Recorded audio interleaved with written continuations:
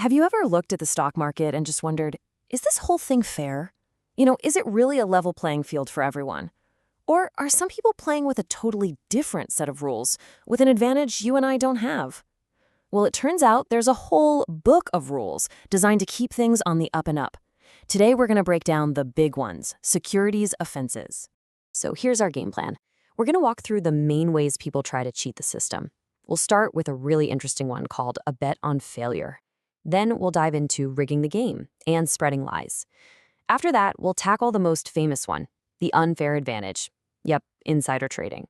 And finally, we'll look at what happens when you get caught, the consequences. All right, let's jump right in. Our first topic is a concept that sounds completely backward, right?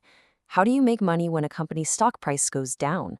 Well, welcome to the world of short selling. So how on earth does this work? Okay, imagine this. Your friend has a rare comic book that's worth $100. You borrow it and promise to give it back next week. You immediately go and sell that comic for $100 cash. Now let's say a whole crate of those comics is suddenly discovered and the price crashes to just $20. You can now go buy that same comic for $20, give it back to your friend like you promised, and you just made an $80 profit. That's short selling in a nutshell. But, and this is super important, it's a highly, highly regulated activity. It's only allowed in very specific situations, mainly to stop people from using it to deliberately tank a stock's price for their own gain. Okay, so that was a complex but, legal strategy. Now we're wading into the deep end of outright cheating.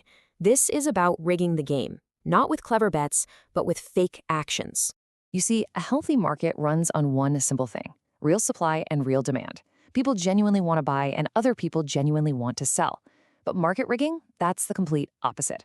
It's all about creating an illusion, a mirage. The goal is to trick everyone else into thinking a stock is way more popular than it actually is.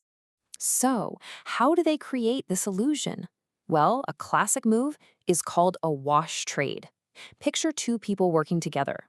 They secretly buy and sell the same stock back and forth to each other over and over again. To the rest of the market, it looks like there's a huge amount of trading activity. That fake volume can pump up the price. But in reality, nothing's actually happened. The ownership never really changed hands. It's all just smoke and mirrors designed to fool you. Now, if rigging the game is about faking actions, our next category is about faking facts. This is when people try to manipulate the market, not with fake trades, but with fake information. Basically, by spreading lies. And this can take a whole bunch of different forms, right? It could be starting a false rumor online, putting out a press release that's totally misleading, or it could be a whole coordinated scheme. This is where you find the classic pump and dump. That's where manipulators hype up a cheap stock with all sorts of exciting but false news. That's the pump. Then, once the price is way up, they sell all their shares, and the price crashes, leaving everyone else holding the bag. That's the dump. And this quote, this really gets to the heart of it. The crime isn't just about having a bad take or being wrong about a stock. It's the intent that matters. This is about deliberate, calculated fraud designed to trick people into making a move based on something that just isn't true.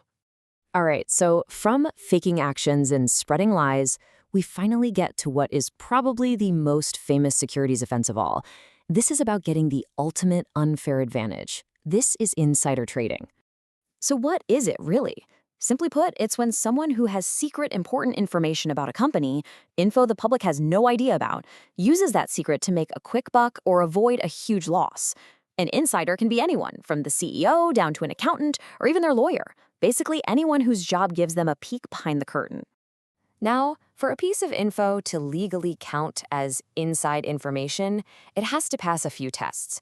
First, it has to be price sensitive, meaning if this got out, it would almost certainly move the stock price. Second, it has to be non-public. It's still a secret. Third, you got it because of your job or position. And finally, and this is crucial, the person has to know it's confidential information. All four of those boxes have to be ticked for it to be a crime. So, what happens when someone actually gets caught breaking these rules? Well, let's talk about the consequences.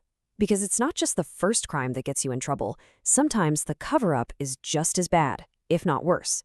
And what's wild is that trying to hide what you did is a whole separate crime. Shredding papers, deleting computer files, shipping boxes of records overseas to try and hide them from investigators, all of those are major offenses. And get this, it's not just on the person who did it. Company directors and bosses can also be held liable if they didn't do enough to stop it from happening in the first place. On top of that, you are legally required to cooperate with the regulators, the Securities Commission. You can think of them as the police of the stock market. You can't just ignore their calls or refuse to show up for questioning. Not telling the truth or not handing over documents they ask for is, you guessed it, a crime. And we are not talking about a slap on the wrist here. Getting convicted for a serious securities offense can mean huge, life-changing fines. We're talking millions, and on top of that, significant jail time. The system sends a very, very clear message. Don't do it. So after going through all of this, why? Why do we have this whole complicated system of rules? What's the point? Well, it all boils down to one single, powerful, 5-letter word: trust. Without trust, people just wouldn't risk investing their hard-earned money, and the whole system we rely on would just stop. So let's just recap the big ideas here. At the end of the day, all these laws are here for one reason: to make sure the game is fair for everyone. Manipulation is all about creating a fake reality, either with fake trades or fake news. Insider trading is just profiting from secrets you're not supposed to have. And it all leads to this: a fair market is a strong market, and a market built on trust is what protects all of us. And that brings us to one last thing to think about. If we all agree that trust is the absolute bedrock of our financial markets, what do you think is the single biggest threat to that trust right now? In our world of instant information, social media, and AI, it's a big question, and definitely something worth pondering.